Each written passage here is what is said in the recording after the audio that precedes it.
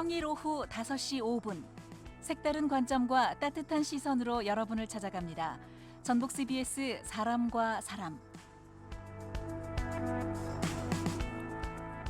네, 한 주를 시작하는 월요일 이슈의 행간을 짚고 예측하는 시간이죠. 월요 정치. 오늘은 최영호 변호사 그리고 새로운 패널이세요. 고종윤 변호사 두 분과 함께합니다. 자, 두 분 어서 오세요. 예, 네, 안녕하세요. 네, 고종윤 변호사께서는 CBS 처음 출연이신 것 같아요. 네, 저는 CBS 라디오 방송은 처음입니다. 프로그램이 이제 월요 정치인데요. 제가 현재 더불어민주당 소속이고 또 지난 4.15 총선에서 전국고창 지역구로 국회의원 선거에 출마한 경험도 있습니다. 그래서 앞으로 이러한 경험들을 바탕으로 전국적인 정치 이슈와 전라북도 현황에 대해서 민주당 입장에서 상세히 도민 여러분께 설명을 드리도록 하겠습니다. 초대해 주셔서 감사드리고요. 열심히 하겠습니다. 네, 자 최영호 변호사님, 예. 이 두 분이 사실은 뭐 인연이 있으시다면서요? 뭐 저도 이제 정읍 지역의 재판을 좀 다니다 보니까 네. 뭐 좀 형님으로 모시고 있습니다. 예. 네. 아니 같은 그 학교에서 공부하셨다는 이야기도 들었는데. 근데 이제 네. 같이 다니진 않고. 같은 기수는 아니고. 예, 같이 네. 좀 같이 학교를 같이 다닌 적은 없습니다. 그러시군요, 예. 그러시군요. 자, 어쨌든 앞으로 뜨거운 토론 두 네. 분께 부탁드리겠고요. 예. 자, 오늘 첫 주제 정치인의 명예훼손 소송 문제예요. 민주당 김용민 의원이 진중권 전 동양대 교수에게 민사 소송을 걸었는데, 뭐 이유가 자신을 조국 똘만이다 이렇게 불렀다는 거거든요. 주말 사이에 SNS 논쟁이 뜨거웠는데, 일단 고종윤 변호사님 전후 사정부터 좀 설명을 해주실까요? 네, 사건 개요에 대해서 일단 설명을 좀 드려야 될 것 같은데요. 더불어민주당 김용민 의원은 지난 6월 21일 유튜브 채널 시사발전소에서 윤석열 검찰총장을 향해서 검찰 역사상 가장 최악의 검찰총장이 될 것이라는 생각이 든다라고 말했는데요. 이에 대해 진중권 전 동양대 교수가 다음 날 본인의 SNS를 통해서 머리에 피도 안 마른 초선 의원이 감히 대통령 인사를 전면으로 부정하고 나선다. 누가 조국 똘만이 아니랄까봐 사상 최악의 국회의원이라고 김용민 의원을 저격해서 문제가 불거졌습니다. 이에 김용민 의원은 해당 발언을 특정해 진중권 전 교수를 상대로 민사소송을 제기한 사건입니다. 네. 이게 방송엔 다소 부적절한 이런 용어들이 포함되어 있습니다만 사실 그대로 전달하기 위해서 네. 저희가 말씀을 좀 드렸고요. 자, 이게 사건의 경과예요. 일단 최영호 변호사, 김용민 의원의 이런 좀 대응에 대해서 어떻게 평가하세요? 일단 이제 민사 소송을 했어도 이게 형사와 직결이 되는 거 위법성 판단은요. 그러면 이제 형사를 좀 지켜보면 좀 제가 이 애청자 여러분께서도 한번 판단해 보시라고 한번 설명을 한번 드릴게요. 이제 명예감을 훼손이라는 건 크게 두 가지예요. 모욕죄가 있고 명예훼손죄가 있어요. 모욕죄와 명예훼손죄의 차이는 모욕죄 같은 경우에는 그러니까 사실의 적시라는 게 차이가 나는데, 그러니까 A는 뭐 범죄자다. 이런 건 사실 범죄자라는 어떤 사실의 적시가 있는 건데, 단순히 이제 뭐 욕이 모욕의 가장 대표적인 형태거든요. 바보다. 뭐 여기서 똘만이라는 표현이 있잖아요. 네. 똘만이다. 이런 표현이 이제 모욕에 해당이 되는 거고, 명예훼손은 이제 사실의 적시, 뭐 범죄자다, 아니면은 뭐 돈을 받았다, 뭐 뇌물을 받았다, 이런 게 이제 명예훼손에 해당이 돼요. 명예훼손은 딱 두 가지로 분류가 되는데, 하나는 사실의 적시, 실제 범죄자이거나 실제 돈을 받았어도 사실의 적시에 내 명예감이 훼손이 된다고 한다면은 그것도 구속요건에 포함이 되죠. 공연성 문제는 나중에 이게 책임이 있냐 없냐의 문제는 따로 해당이 네. 되는 거고, 위법성이 조각되냐의 문제는 따로 해당이 되는 건데, 이제 사실이냐 허위냐 이렇게 세 가지, 모욕, 사실적시 명예훼손, 그다음에 허위적시 명예훼손, 이 세 가지로 구분이 돼요. 근데 이제 저도 처음에 기사 같은 데를 찾아보면 아까 말씀도 하셨지만 조국 똘만이 해가지고 뭐 소송을 제기했다라고 이제 네. 간단하게 요약을 해서 나와요. 그러면 이제 모욕으로 인해서 뭐 명예훼손을 했나? 사실은 이 모욕이라는 것도 상욕이 아니라 이 똘마니 같은 건 좀 약간 애매한 부분이 있는 네. 거거든요. 그래서 이걸 가지고 했단 말이야. 저는 사실 이해가 안 됐어요. 근데 좀 또 진중권 씨 페이스북을 좀 보다 보니까 좀 이해가 된 거는, 네. 진중권 씨가 그때 이제 6월 21일 기사가 그거였거든요. 조선일보 기사로 그 진중권 씨가 공유를 했어요. 그러면서 6월 22일 날 본인이 이제 그 기사에 대한 그 글을 쓴 거죠. 그 기사의 제목이 뭐냐면은 친조국 김용민 의원 윤석열 역사상 최악의 검찰총장 이게 기사 제목이고 이제 거기에 대해서 진중권 씨가 그 페이스북에 글을 남긴 거예요. 네. 글이 뭐냐면은 그 기사를 공유하면서 누가 조국 똘만이 아니랄까봐 라임 사태가 심상치 않은 모양. 윤 총장이 사상 최악의 총장이면 인사검증 맡았던 조국 민정수석에게 책임을 물으세요. 한 이 정도로 썼던 것 같아요. 근데 네. 여기에 대해서 이제 뭘로 지금 민사 소송이 했는지 모르겠어요. 근데 이제 음. 진중권 씨가 그 이후에 페이스북에 또 글을 남겼어요. 뭐라고 남겼냐면은 이제 김용민 의원이 라임 비리에 연루됐다고 주장하면서 본인한테 명예훼손 손해배상 청구를 했다. 네. 지금 이렇게 한 거거든요. 문해력 자체가 없다라고 했어요. 왜냐하면은 똘마니까지는 본인 김용민 의원을 지적한 게 맞는데, 네. 근데 이제 라임 비리에 연루됐다라는 거는 여기선 또 노바디라고 했어요. 초선 노바디 의원이 네. 라임이라는데 연루가 됐을 리가 없다. 음. 내가 그렇게 썼을 리가 없다. 당신은 노바디인데 내가 왜 당신이 연루가 됐을 거라고 썼겠냐. 그건 전체로 여권의 주요 인사들에 쓴 거다라는 취지로 적었어요. 네.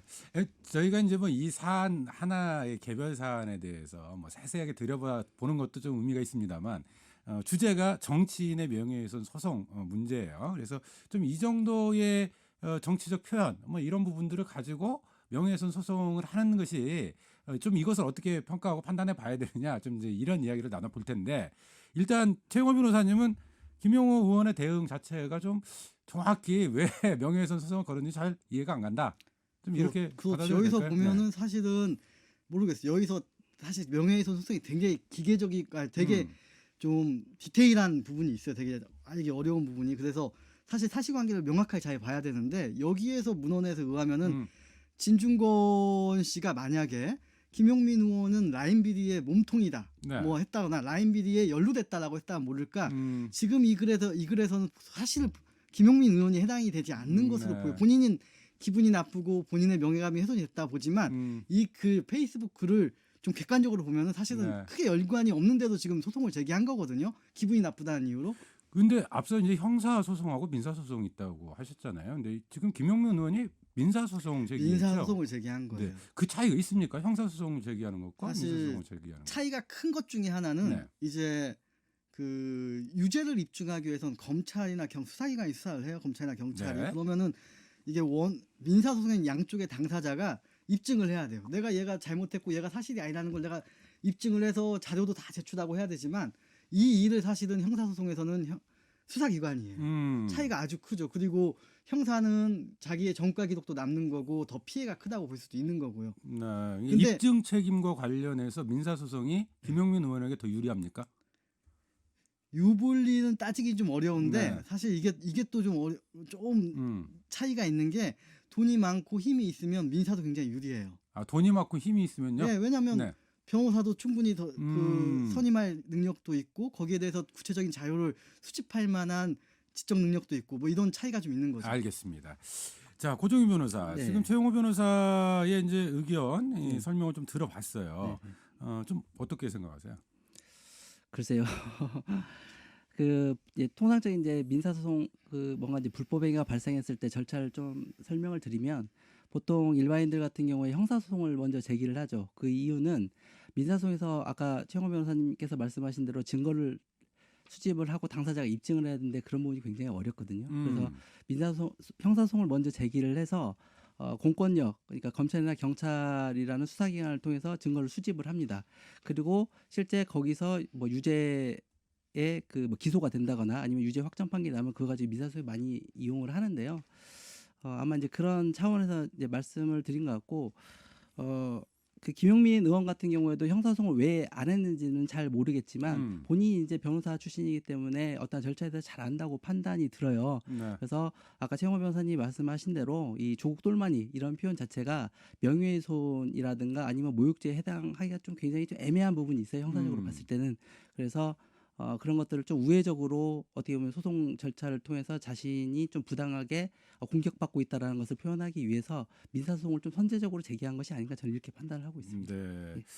그러니까 뭐 검찰이나 경찰이 나서서 그 명예훼손과 관련한 증거 수집을 하는 그런 절차들이 있는 게 이제 형사소송인데 뭐 그걸 굳이 거치지 않아도 내가 알아서 할 수 있다 뭐 이런 자신감의 표현일 수도 있고. 예. 네. 또 하나 더 있어요. 네. 하나는 유죄를 받을 것 같으면은 형사를 거치고 그다음 민사까지 같이 가요. 이게 일반 사람들이 그래요. 근데 네.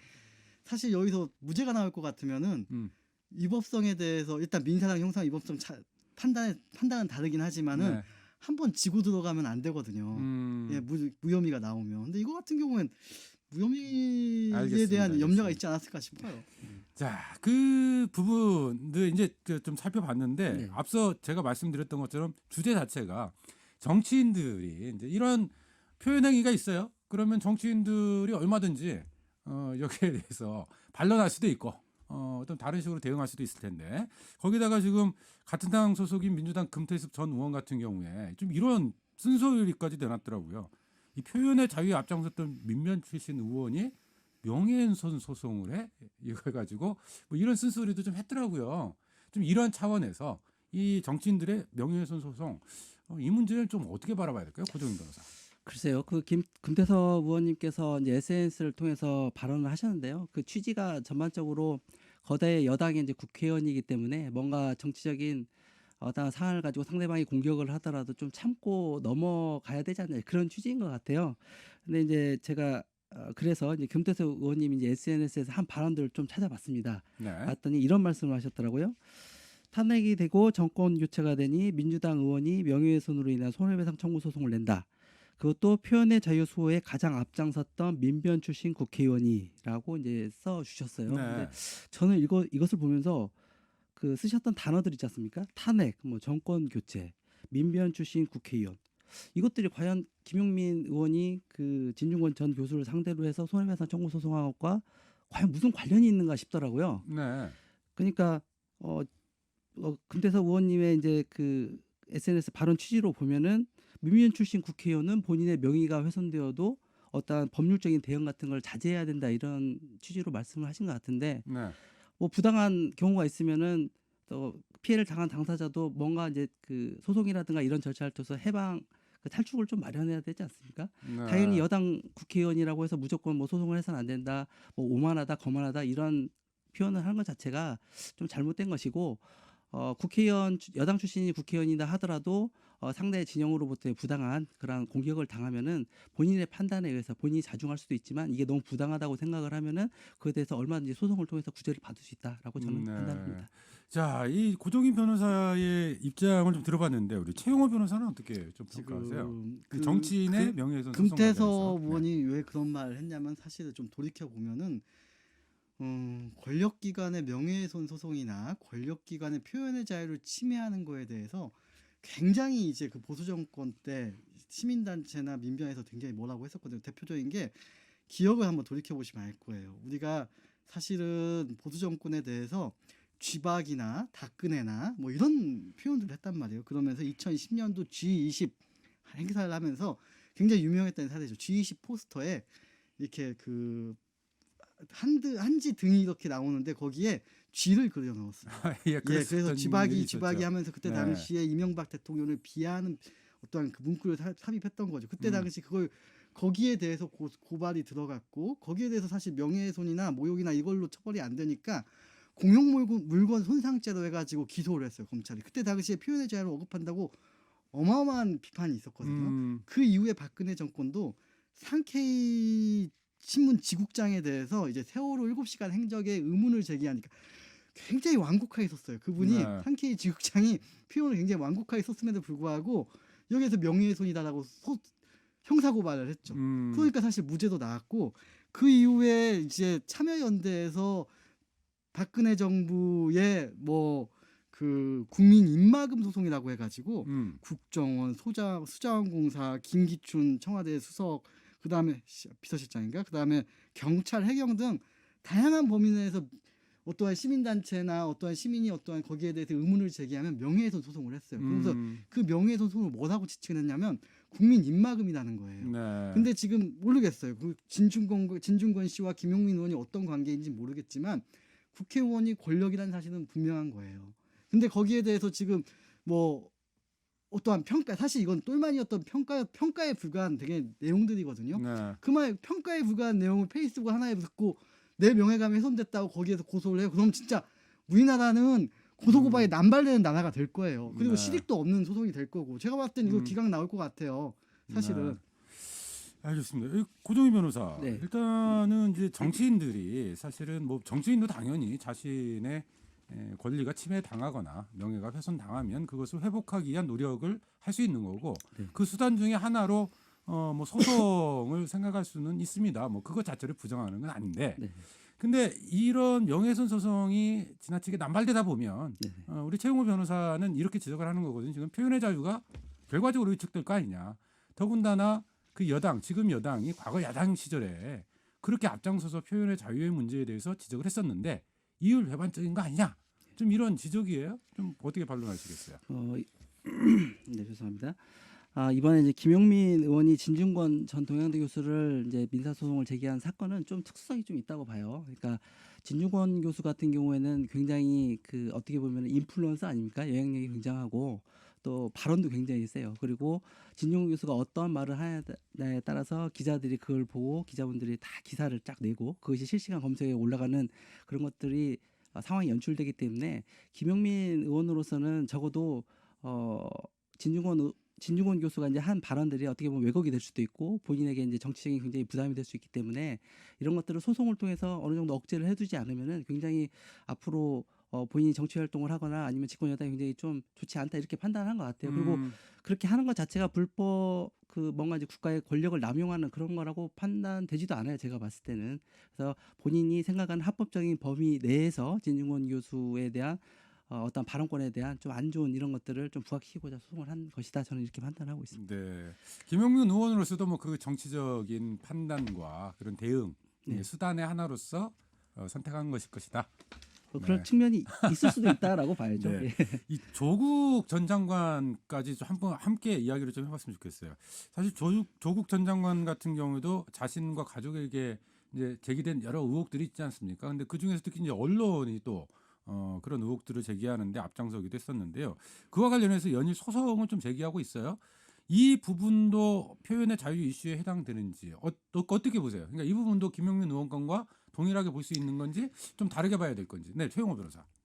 사실 좀 질문에 대한 답을 했어야 되는데 제가 보충적으로 아까 김용민 의원 얘기하면 그 진중권 씨 같은 경우에는 사실 보수 정권 때 더 했거든요. 표현이나 이런 것들은. 근데 거기에서 아마 소송이 그렇게 지금처럼 특히 이런 글 가지고 당하지 않았을 거예요. 저는 김용민 의원이 되게 안타까워요. 이런 글 가지고 이런 소송을 한다는 것 자체가 지금 나중에 정권이 바뀌거나 어떻게 될지 모르겠지만 되게 안 좋은 선례고 정치인으로서는 하면 안 되는 일 중에 하나였을 거예요. 그리고 아마 이제 좀 다를 거예요. 조국 지금 전 장관 같은 경우에는 이제 본인이 부당하게 어떠한 그 기사로서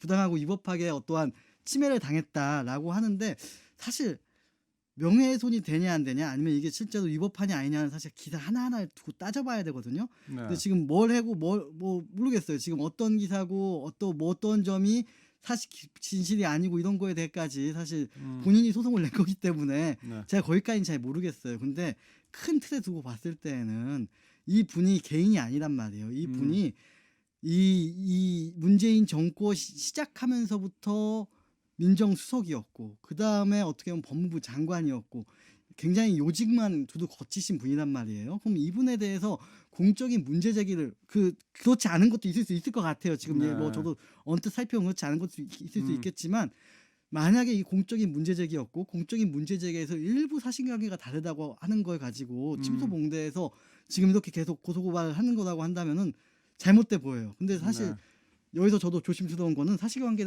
대해서 조국 지금 전 장관이 제기한 거에 대해서 다 모르고 네. 실제로 그분이 뭘 지금 저 진실을 거짓 다투는지 잘 모르기 때문에 조심스럽긴 하는데 큰 취지는 장관이나 수석까지 하신 분이 이렇게 막 네. 무슨 나 이제 한번 알겠습니다. 해보자 하는 건 네. 바람직하지 않다 이 말씀 드립니다. 고종희 변호사는 예, 뭐 저도 이제 그거에 대해서 이제 드릴 말씀이 많은데요. 조국 전 법무부 장관 같은 경우에는 어떻게 보면은 굉장한 피해자입니다. 뭐 일례로 사건을 하나 설명드리는 게 이제 가장 좋을 것 같은데요.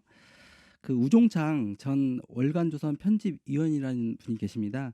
그 조국 전 법무부 장관이 민정수석 시절에 그 박근혜 전 대통령 1심 재판장하고 같이 밥을 먹었다는 취지의 이제 허위 사실을 본인의 유튜브를 통해서 이제 공개를 하신 분이에요. 그래서 이제 그분이 그분에 대해서 조국 전 장관이 당연히 고소를 했고요. 1심에서 실형 8개월이 나왔습니다. 그리고 그 자리에서 바로 법정 구속이 됐고요.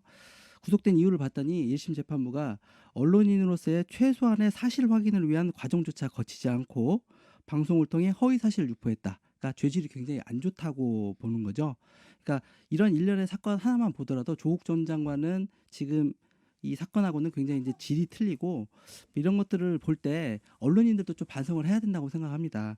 어떠한 사건에 대해서 보도를 할 때는 기본적인 사실관계를 확인을 하고 보도를 해야 되지 이제 그런 것조차 없이 어떠한 시류나 대중의 그런 입맛에 이제 편승을 해가지고 자꾸 기사를 남발하다 보면은 이제 민사소송이라든가 아니면 형사상 명예훼손 이런 것들에 좀 연루될 가능성이 있기 때문에 그 부분을 좀 유념을 해서 기사를 내야 된다고 생각합니다. 네. 혹시 뭐 최용 변호사 덧붙일 말씀 있으세요? 이와 관련해서? 지금 언론 손해배상이나 언론 소송이라고 했는데 지금 아마 말씀하신 부분은 전직 언론인의 유튜브거든요. 좀 다를 것 같아요, 그 부분은.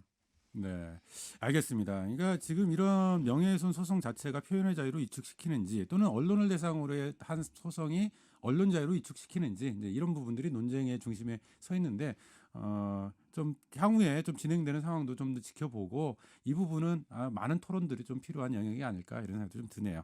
자, 바로 다음 이슈로 넘어가 보죠. 선거법 기소 여부에 대한 이야기입니다. 지금 이번 주 목요일이 공소시효예요.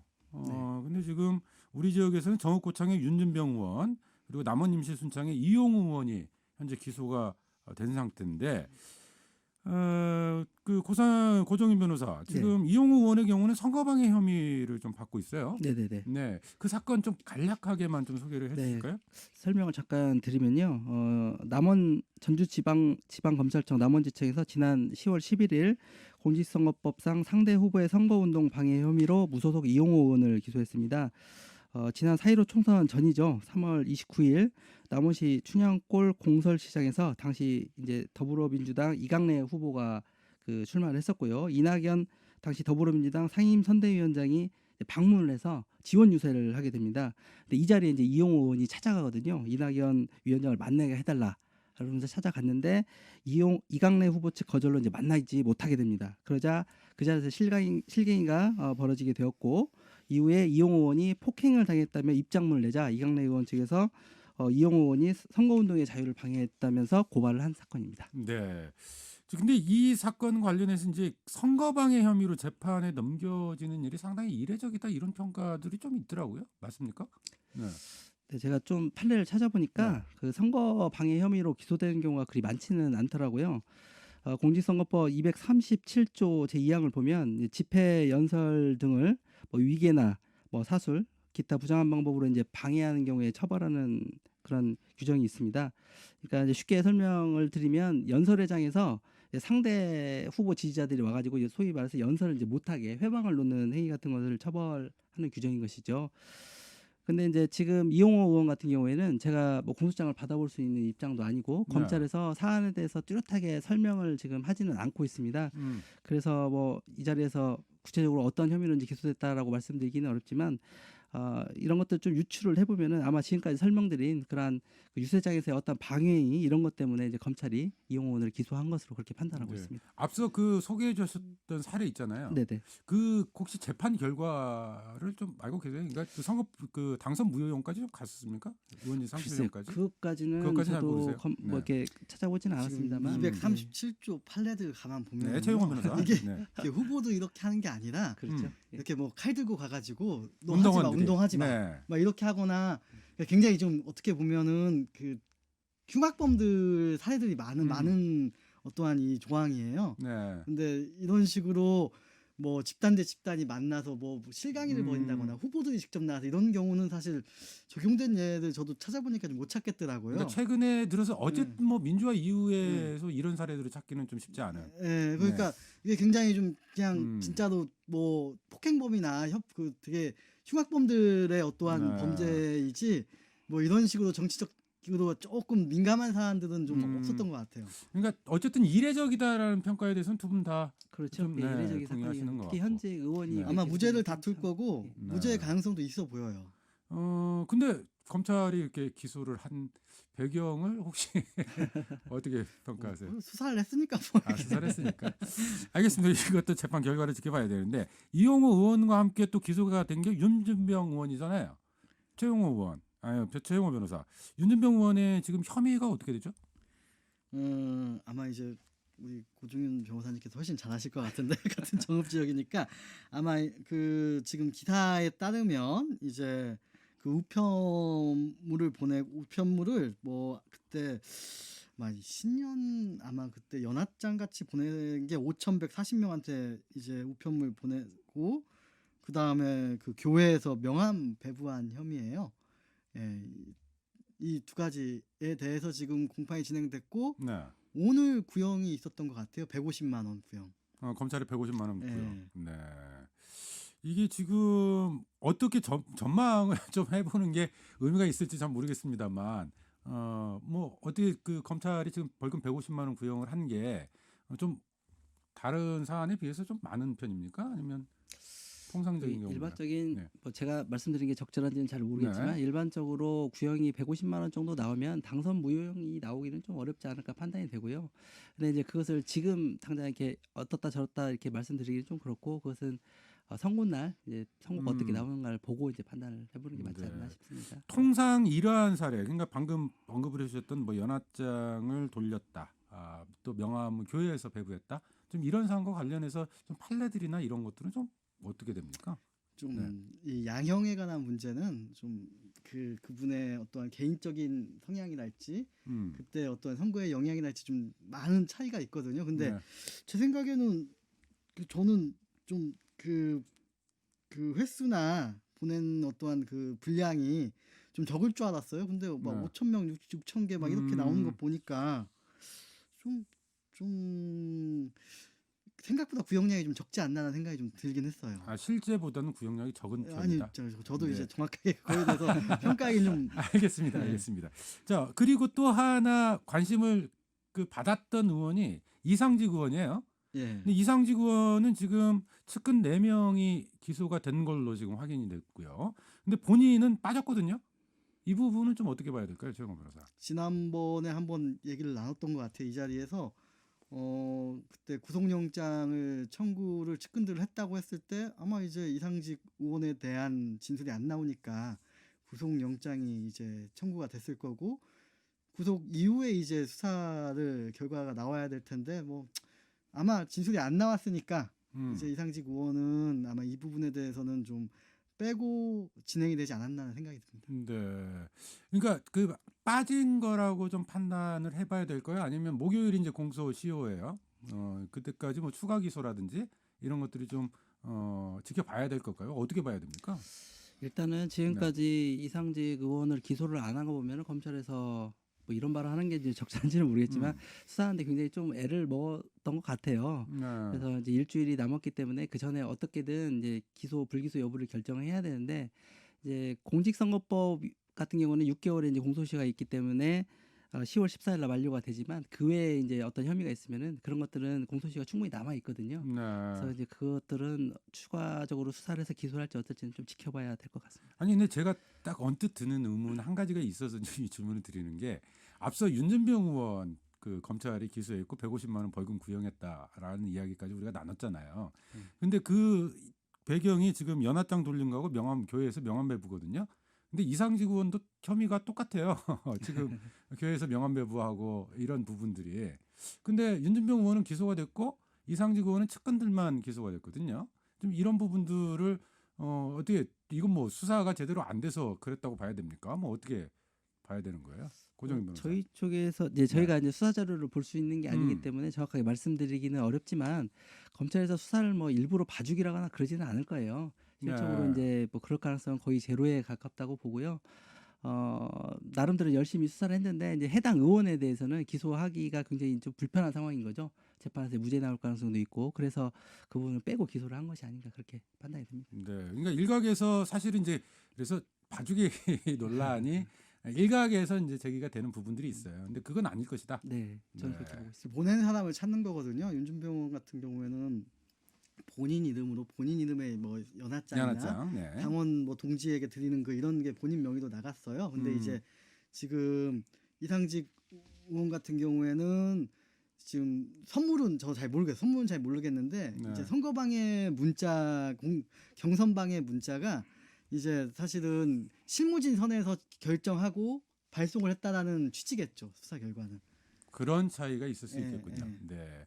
어쨌든 뭐 목요일까지 추가 기소가 되는지 일단 선거법으로는 공소시효가 목요일인 건 맞죠? 네, 맞습니다. 네, 선거법 위반 그 문제로 추가 기소가 되는지 여부를 좀 더 지켜봐야 될 것 같고 이상직 의원 말고 혹시 뭐 추가 기소 여부와 관련해서 관심이 가는 의원이 있으세요? 글쎄요, 이제 저 같은 경우는 이제 고민정 의원이 기소가 되느냐 안 되느냐 굉장히 이제 그 초미의 관심이었는데 네. 어떻게 또 우리 다행이라고 지역은 해야 아니네요. 될지 어쩔지 모르겠지만 불기소 이제 혐의로 마무리가 알겠습니다. 됐죠. 네. 알겠습니다. 자, 월요 정치 오늘 뭐 정치인들의 잇따른 명예훼손 소송 어떻게 봐야 할지 그리고 이번 주 목요일 공소시효를 앞두고 있는 도내 의원들에 대한 기소 문제까지 짚어봤습니다. 최용호 변호사, 고정윤 변호사였네요. 두 분 오늘 말씀 고맙습니다. 예, 감사합니다. 감사합니다.